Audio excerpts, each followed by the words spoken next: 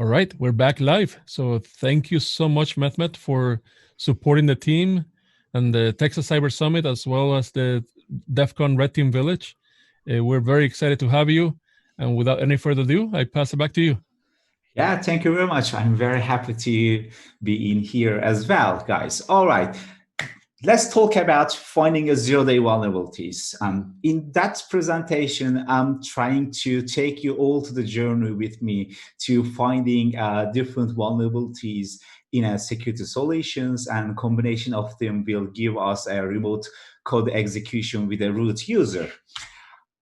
This is Mehmet. I've been doing vulnerability researching since 2005, and I'm working for a company, Invictus Cybersecurity and Intelligence. And this is my Twitter address, MDISec, and pentest.blog is a web page where me and my teammates sharing our technical research in here. Okay, so Heaven for Hackers third edition. Actually, there's a story behind of that title, and it has started back in 2017.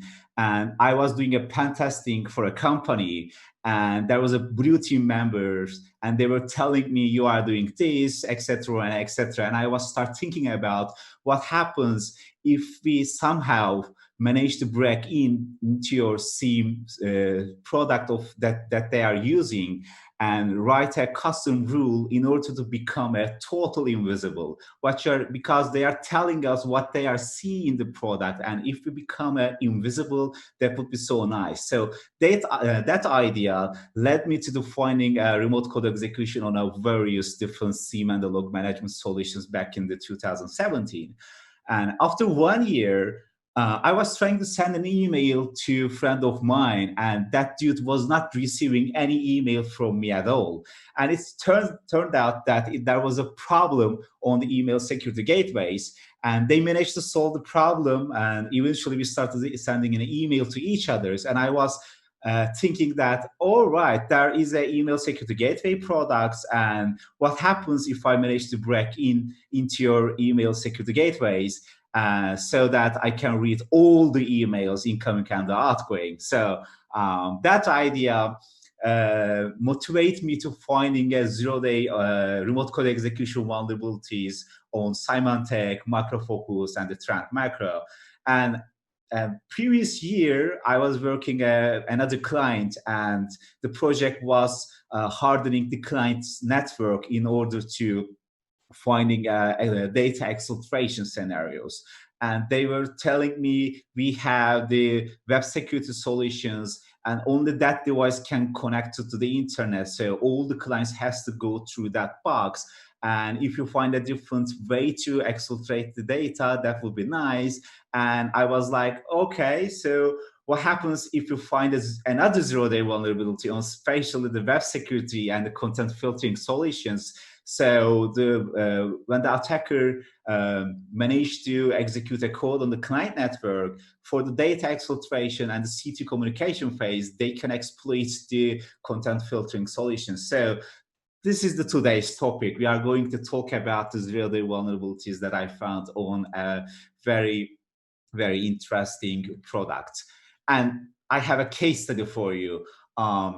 There is a product from the Trend Macro, Interscan Web Security Virtual Appliance, and I have done the vulnerability research on specifically that solutions, and we are going to see what kind of vulnerabilities that I managed to find, and using all of those vulnerabilities together, we are going to see some sort of code executions in the end.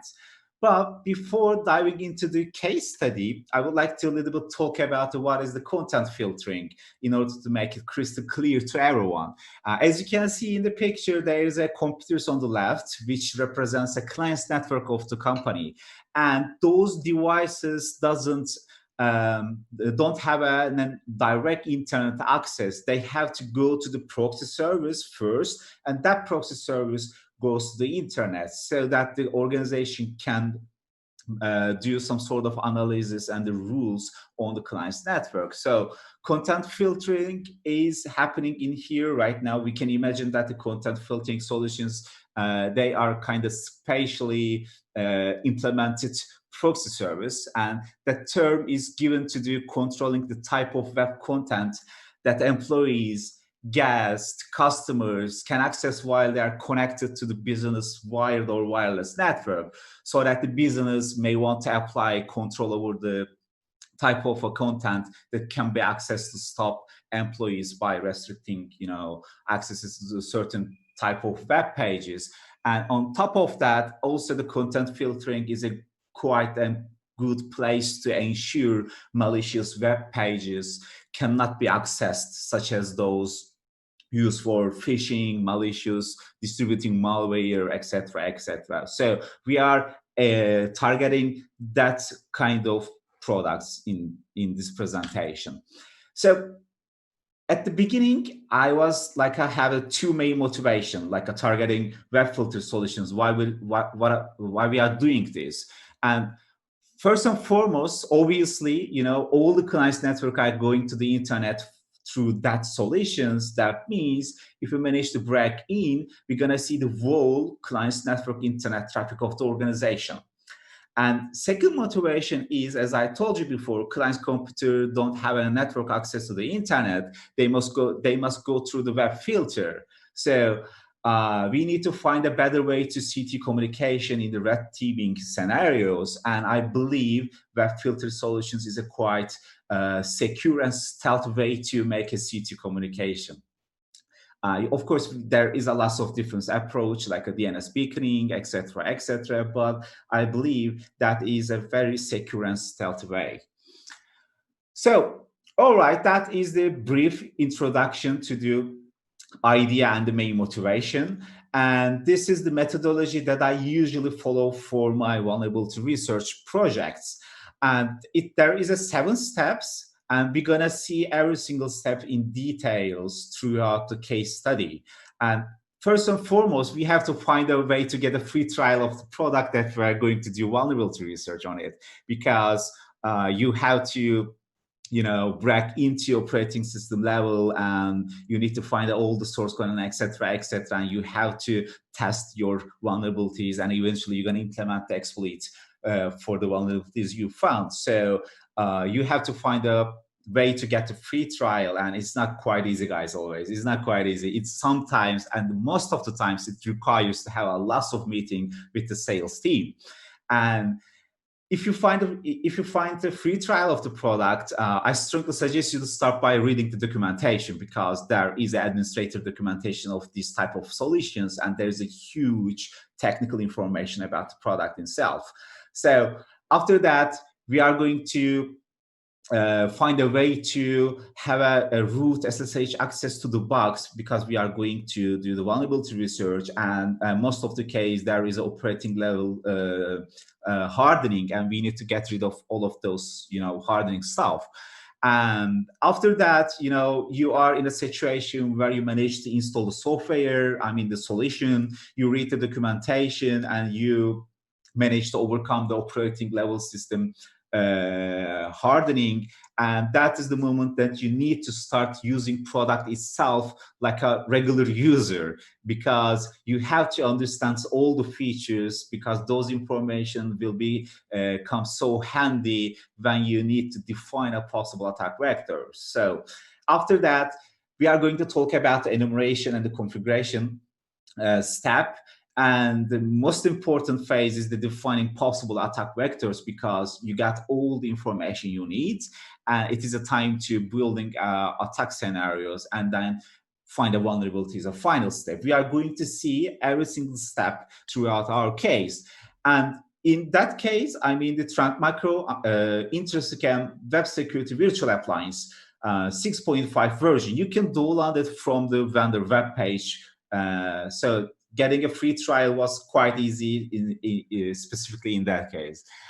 If you go to the Google and looking for the administrative documentation is an important keyword in here for the Google search, you can directly find the administrator file, which is usually like 300 pages.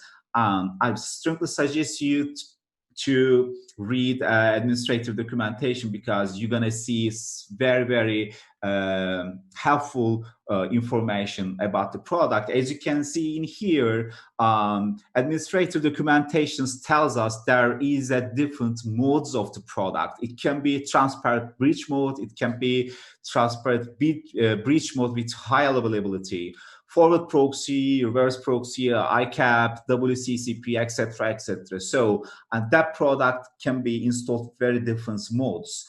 And on the right side, you are seeing the forward proxy mode, which tells you, that product can participate in a proxy chains, forward all the traffic to the upstream proxy servers, and you will be seeing lots of graphics on the administrative documentation, which will help you to understand about the product itself. So we are reading the funny manual as well. And we, of course, for the third step, after reading the documentation, you need to install the solution into your virtualization and the virtualization system. During the installation, there was an admin user and the password has been set during the installation, and the product gives you an opportunity to do SSH connection to the box with the administrator user. But the problem is there was a restricted shell on the SSH. There is a very, very limited tools that you can use in the SSH interface of the product, and we need to find a way to have a directly SSH connection with the root user, because we are going to do remote debugging. We want to try to find out all the source codes, and we're going to do further analysis, etc., etc. So there's a little bit a step before starting to do vulnerability research. In that case, it was like a quite easy, because the product was distributed by the vendor as an ISO file, so you can directly install it into your VMware or VirtualBox. And when you finish the installation, the idea is you can detach the VMDK disk from the virtual machine that you just installed, and then you can attach it to the different Linux machine. And then you're going to mount new disk, and you are going to find a graph file, because there was a password protection on the graph file, and I want to get rid of that protection as well. And you just need to remove the password protection line on the graph file.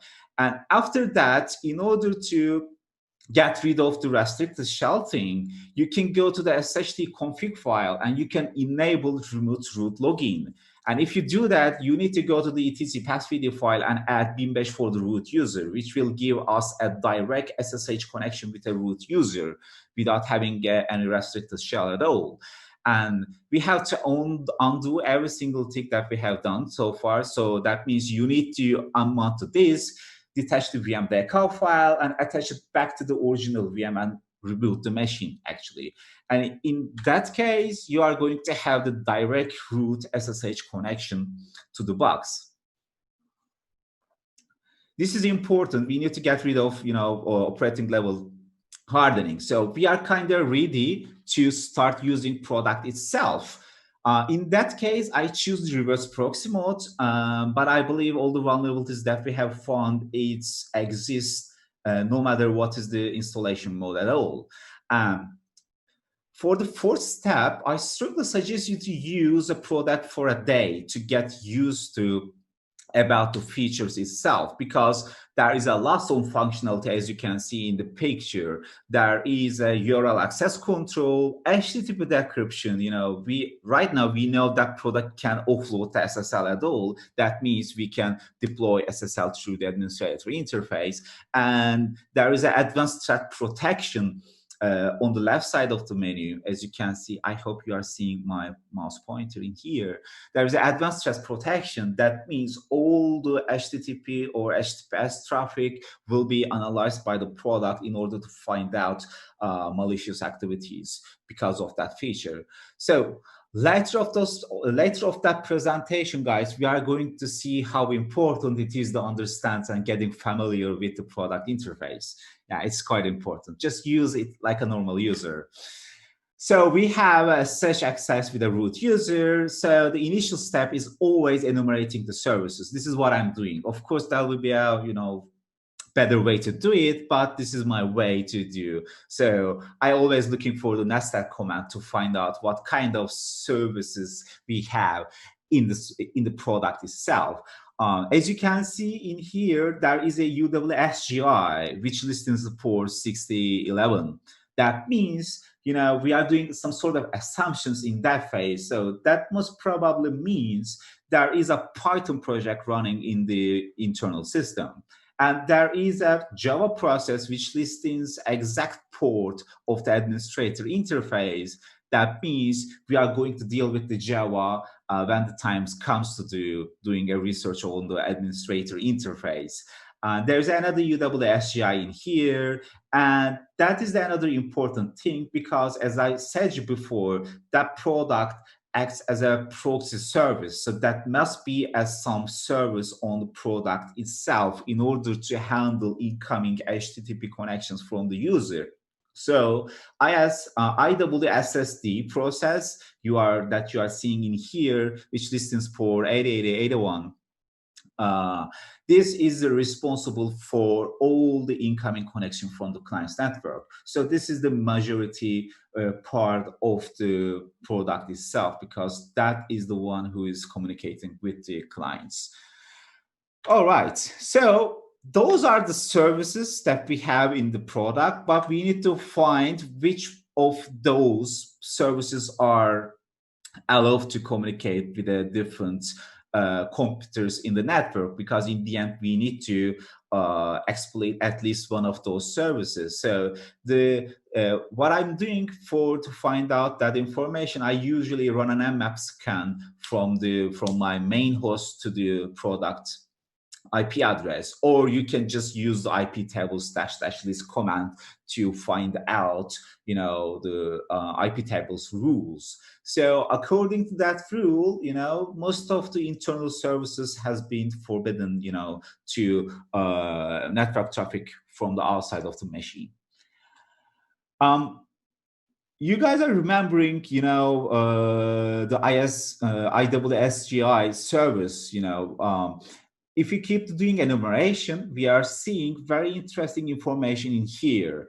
As you can see in here, there is a supervisor D which is responsible for starting the SOLR service. So right now we know there is Apache SOLR and lots of Python services in the box. So what is Apache SOLR? It is an open source enterprise search platform written in Java. Its a major feature include the full text search, highlighting the time indexing, dynamic clustering, etc., etc. So that means that Python project that we are seeing in here is responsible reading and writing the log file into the Apache SOLR service. So most probably, whenever the request comes to the proxy service from the client's network, that proxy service is sending some sort of signals to the Python project that we have seen in here. It's something like a internal microservice. So that Python project is taking the information and writing it into the Apache SOLR service. So whenever the administrator user try to query something through the administrator interface, that request will be coming to the Python project as well, because the naming convention in here says the dashboard parse, mains, stats parse, summary parse. There's a lot of log parsing and writing to this Apache SOLR service, and whenever it needs to be the access by the administrator interface, and that Python project is taking the responsibility again. So it is quite important to know there is an Apache SOLR service within the box, but unfortunately, due to the IP tables rule that we have in here, we're not going to be able to directly communicate with the Apache SOLR at the beginning, but later of the presentation, we will find a way to do it. So, all right, let's talk about the IWSSD process. If you grab it from the process tree, you are seeing the full path of the binary. And if you look for the file type, it is a symbolic link to the IWSS process, which is SUID LFI binary. And there is a 61 module in that binary. So it is a very huge binary, and we can, of course, target that process target that process, but it will be requiring lots of reverse engineering. So of course we are going to do that at some point, but one of the most important attack surface, as you can imagine, it is a proxy service itself. So far, I believe I just spent 20 minutes, I guess, and we managed to collect enough level of information about product itself. So it is time to define attack vectors in a light of those information that we got so far. So we know that administrator interface is written with Java. And there is a proxy service which is written with C++. I haven't told that before, but it is a C++, guys. It's my bad, sorry.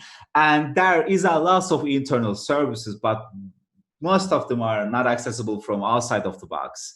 And you guys are remembering, SSL decryption and advanced threat protection features of the administrative interface. So we know that it does offloading the SSL, it parses HTML content, scan files, etc., etc. So my idea at that phase, was, okay, let's start with the administrative interface, and we can go after proxy service if it needs to be, let's start with the administrator interface at the beginning.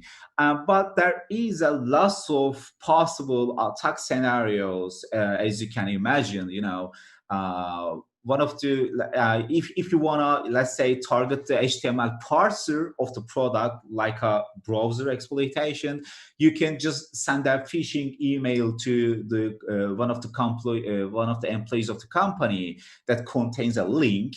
Whenever the user clicks on that link, that request will be sent to the proxy service, and proxy service is going to take that request from the client, and it's going to send exactly the same request to the destination server, which is a web page that attacker can control. And whenever the proxy service gets the response, it performs analysis. It has to parse HTML content and scan the file. So that means you can directly attack to the HTML parser engine of the product.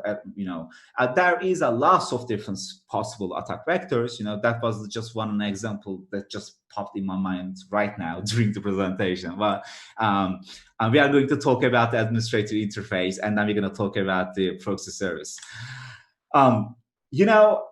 As you know, it is a Java project, and I like to working on the Java project. And every single time, whenever I facing with a Java application, I always start by reading the configuration file, because the web.xml, stress.xml, all of those XML files contains a very good high level of understanding information about the software that we are going to do vulnerability research.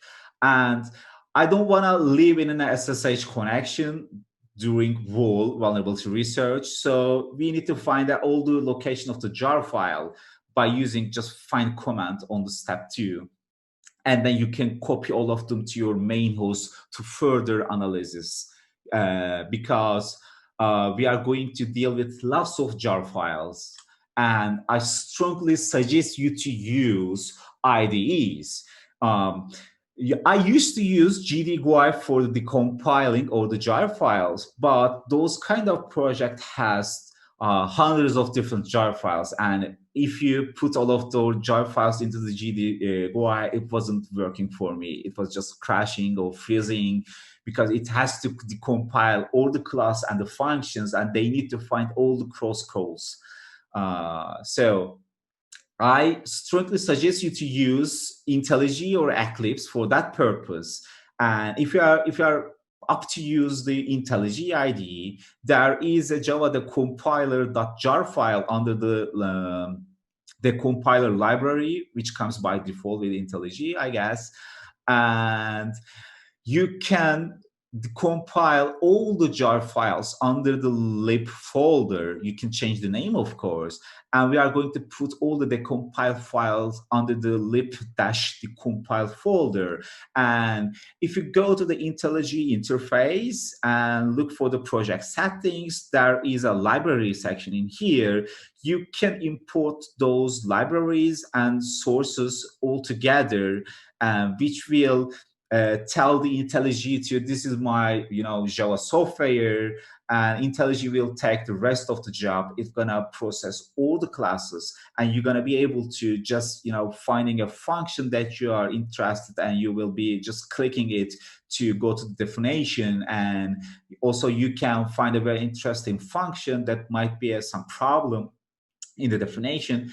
You can just, by using the IDEs, you can find all the different locations where the specific function has been called. So I strongly suggest you to be a friend with IntelliJ or Eclipse if you are up to vulnerability research on Java application, guys. So I beg your pardon. So we have an access to the source code of the administrator interface. So we are ready to do for the last step, which was finding a vulnerability. There is a different approach to do it, like top to bottom or bottom to top. Bottom to top means the potentially vulnerable functions on the Java, let's say, and you can directly search those functions within the code base. And if you believe that you just find a very interesting, very insecure way to use those potential vulnerable function, you can start from the bottom to go to the top in order to find out whether you are control to parameter that pass through all the function calls. Or you can start from top to bottom, which is like, start by reading the filter or the middleware definitions and the classes, look for the authentication mechanism, and then search for all the controller or the request handler definition, which will be important, because that is the location where you can see the user controller parameters, etc., etc. In that case, I was doing top to bottom approach. I choose that approach because of not very specific reason. I was like, doing funny time on the Sunday, and I was just start reading the source code, and it was like a top to bottom approach. I wish I could show you all the code bases and everything, but I believe I don't have enough time to do it. So I just grab a very specific function definition, which named is a mount device. It has to be a post request to be able to execute the function definition. And there is a very interesting if statement in here. It tells you if the request is coming from the local host, it is okay.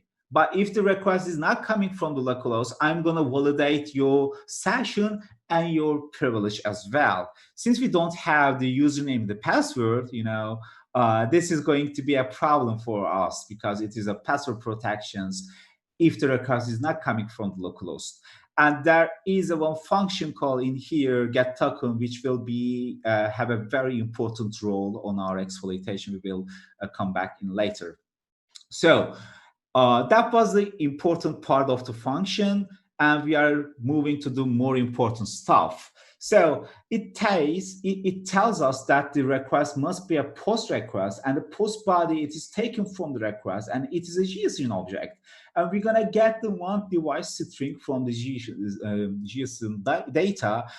And that part is quite interesting because it performs some sort of escaping. So if the mount device contains a double quote, it will be escaped. If it contains a backtick, $, it will be escaped by the backslash. But the problem is, if it contains backslash, it will escape backslash one more time. So if we have the double quote, it will be escaped one time, and it will be escaping backslash one more time in here. There is some sort of problem in here. And after that, there is a function call, which is a isValid mount device, and it takes our parameter that we can control. And if we manage to pass that if statement, we are going to see exe_ui helper CMD, which is tend to execute operating system command with a parameter that we are control. So we need to skip that if statement. It has to be returned true. And so let's have a look at that one. isValid mount device, it is just like a very weak blacklisting. It tells you it cannot be contained in bash, bin.sh, Python, /Perl, Python, etc., etc. It validates, it performs some sort of blacklisting on that one. But the problem is it has the white space at the beginning of the Perl and the Python command in here. So it's a very weak blacklisting. We can bypass that without having any problem. So we have to keep that in our minds if we've managed to find a vulnerability. So, all right, we can pass that part and we can reach in here. So it is time to read the exe_ui helper CMD. And exe_ui helper CMD, it is going to execute UI helper binary with a sub CMD, which is a command that we can control. So what is UI helper? It is a located in here, and it has a root privilege, and there is SUID bit. So all the commands will be executed with a root user. So if you find a way to execute our command, that command will be executed with the root privileges, which is something very, very important for us. And finally, that function calls exe_cmd, which is basically calls runtime.getRuntime.exec. So obviously we have command injection vulnerability in here. So when we believe that we have the vulnerability in here, and we need to do the proof of concept. Thanks to the reading of funny manual and the product feature steps of the methodology, we know where is which administrator interface, which many of them it is going to execute that specific endpoint. Of course, you can build it from scratch, but this is more easier for me. And as you can see, that is the post request, and there is a mount device, and we can inject our command in here because the $, will be used for the execution, and the $, escape one time, and the / escape one more time, which means there is no escaping at all. That / escaping did another one, and there is nothing related with the $, which will helping us to inject our command. So basically, we are executing sleep command with a 15 seconds with the administrator with a root privilege. So let's talk about the exploitation of that vulnerability as well. I'm one of the Metasploit contributors, and I usually using the Python dropper for the exploitation when I especially exploiting the Linux machines. But there's one problem about the Python dropper from the MSF Venom of the Metasploit. It has to be include the double code that wraps up our dropper command in order to pass it to the Python process. So that means we're not going to be able to directly use it because, as you know, the double quote has been escaped on the backend service. So the idea is that we can use Perl because Perl can take a parameter with a single quote, which is allowed to use. And basically, the idea is simple. I want to execute Python dropper, but I'm gonna put that Python command into the Perl command. So basically, during the exploitation, we are going to execute Perl, which is going to execute first step of the Python dropper. When the Python executed, it communicates with the handler, and the handler sends the second stage. So there is a lots of execution one and after, and there is a Ruby code, as you can see in here, that we can build a Perl command which contains our Python command. So it's a quite nice trick. So I reported that vulnerabilities to the ZDI, and of course, ZDI told me that the authentication is required to exploit that vulnerability, but we are going to see that the exploitation can be bypassed, guys. So we have to bypass authentication. those are the initial ideas. We can find a stored cross-site scripting vulnerability because we can force the authenticated user to send HTTP request to the mount device endpoint where we have the command injection. And since the user going to be manipulated by JavaScript, that request will be sent to the endpoint with the authenticated user. So we don't have to be thinking about the authentication request, authentication stuff. And another idea is it would be handy to find something SSR-ish vulnerability, some type of SSR vulnerability could be handy in order to communicate with internal services so that we can send a request from the localhost to the endpoint, or we can go directly after the authentication bypass.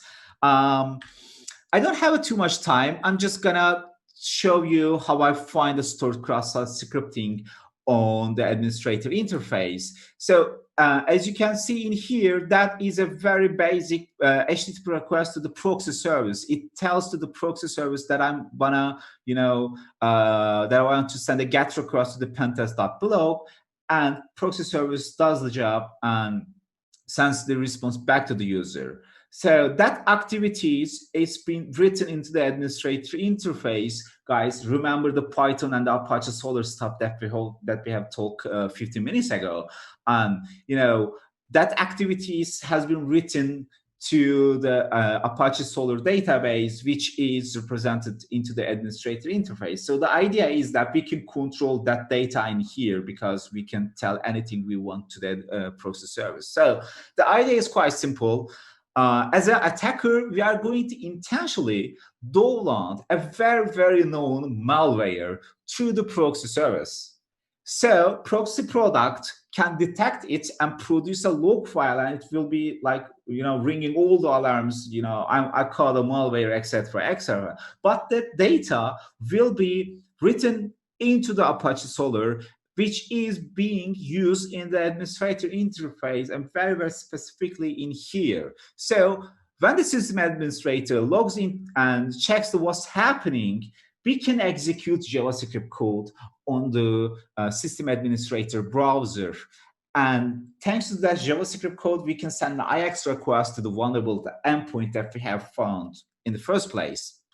So, there was a quite interesting XSS vulnerability because whenever the browser is sending requests to the proxy, they are performing the full URL encoding in here. But I'm manually crafting the HTTP request to the proxy service. That means there will be a no encoding, and that data is not being encoded on the administrator interface. Basically, we have a cross-site scripting, spatially stored cross-site scripting vulnerability in here. So instead of popping up alert bugs, we can just call INCE request to the endpoint that we have the command injection. So I reported that vulnerability to the ZDI as well. And as you can see in the vulnerability description, attacker can leverage this in a conjunction with other vulnerabilities to execute code in the context of the root user. But guys, cross-site scripting is cool. I'm not underestimating any kind of vulnerabilities, but it is just not enough for me because there is a huge setback which requires the user interaction for the exploitation. I was like, okay, I just find something very cool, intentional downloading of malware, etc., etc. That idea was simple and cool, but I need to find a better way to continue the exploitation. But I got another idea while I was spending a time to find the XSS through the proxy service. So the idea is targeting proxy service itself. So as you can remember from the previous slides, that is the HTTP request, a very simple HTTP request to the proxy service itself. It tells the proxy service that I want to communicate with the pentest.blog. Proxy service sends the request, gets the response, and sends back to the user, right? So what happens if I tell the proxy service that I want you to communicate with yourself? In that case, it told me there is a self-referential request to proxy are forbidden. And I was like, all right, that means there is some sort of controls and lots of if statements in the proxy service itself. What happens if I manage to trick the proxy service to communicate with an internal service? That was the main idea. So that is the function, get end user other notification function. I set a breakpoint in here, which produced exactly same error message that we have seen in here.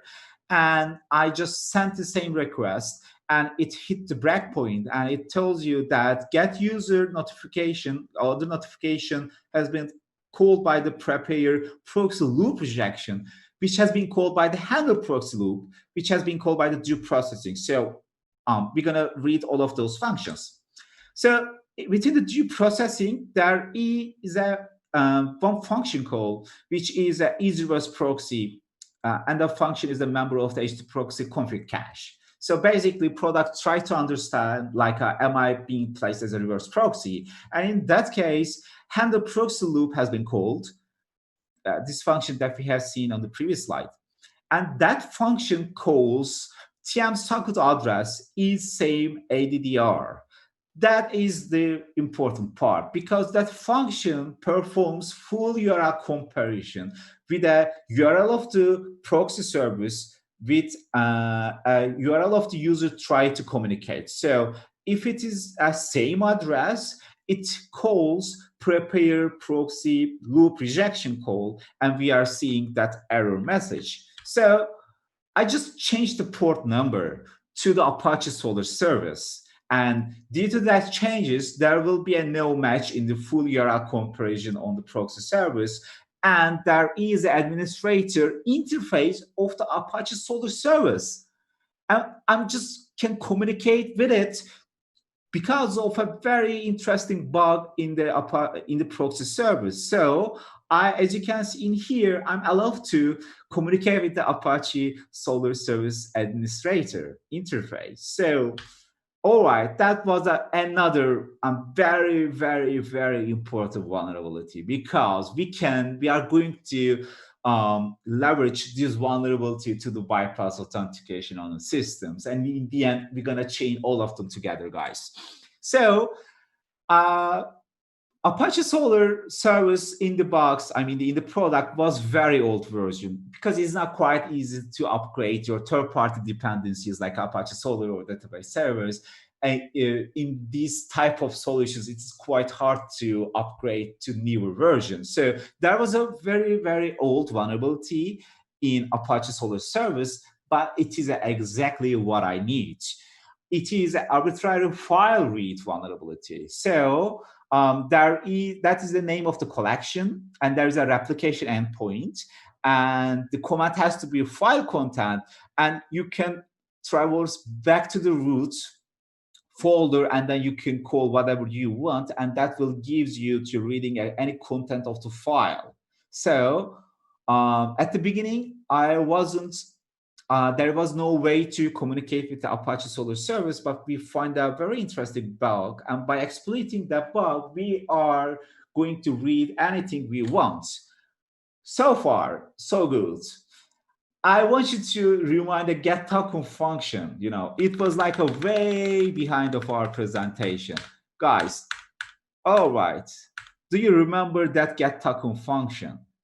It is going to help us what we are going to achieve in here, because because that function takes cookies from the HTTP request and it returns the value. But the problem is it's print out the value and the name of the cookies. But the Java application is running by the Tomcat process. So those standard outputs data will be written into the log file, which is a Catalina.out file. So due to that little function, all of those valid session IDs written into the log file, and we have arbitrary file read vulnerability. So what we are going to do that, we're going to exploit two vulnerabilities together in order to get the content of the Catalina.out file, which contains the valid session IDs. And then we are going to collect all the session IDs together, and we can go to administrator interface in order to exploit command injection vulnerability with a active session IDs. So the idea is actually quite simple, guys. We are going to, in the first step, we are going to exploit a comparison bug in the proxy service, which help us to communicate with the Apache SOLR service that is running within the product itself. And this is a very old software which has a vulnerability, and it is arbitrary file reads. And combination of that vulnerability, we are going to read catalina.out file. And we're gonna, by using regex, we're gonna extract all the session IDs that we have. And there is a check session endpoint. I haven't talked about it because it was quite easy. There is a check session endpoint in the product. We are going to test all the session IDs we have in order to find out whether it is still active or not. And if you find an active session, we are going to exploit the command injection vulnerability, and we are going to be executing operating system command with a root privilege, which will give us a C2 reverse shell to our command and control server. That is the idea. And of course, I have implemented a Metasploit module that performs all of those steps automatically. And I have a video for it. I would like to, I guess, yeah, time is good. I guess I still have a minute. So let's see. And by the way, that Metasploit module has been merged to the master branch of the Metasploit project. You are just, can go and fetch the module and install the product on your lab and, have fun. So when we run, as you can see in here, it exploits reverse proxy service and extract the catalina.out file. And there was, of course, this is a demonstration. There's only one session IDs in the log file, and it's inactive. And by using that session IDs, it goes to the command injection vulnerability and it executes operating system command, which is a Perl command. Perl command contains a Python command, and all of those steps has been automatically done. And as you can see in here, we have a root session on the web filter solution of the company, guys. That's it.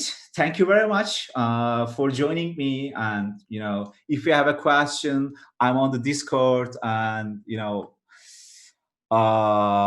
in the tracking briefing section, if you have a question, feel free to ask and I will try to answer it.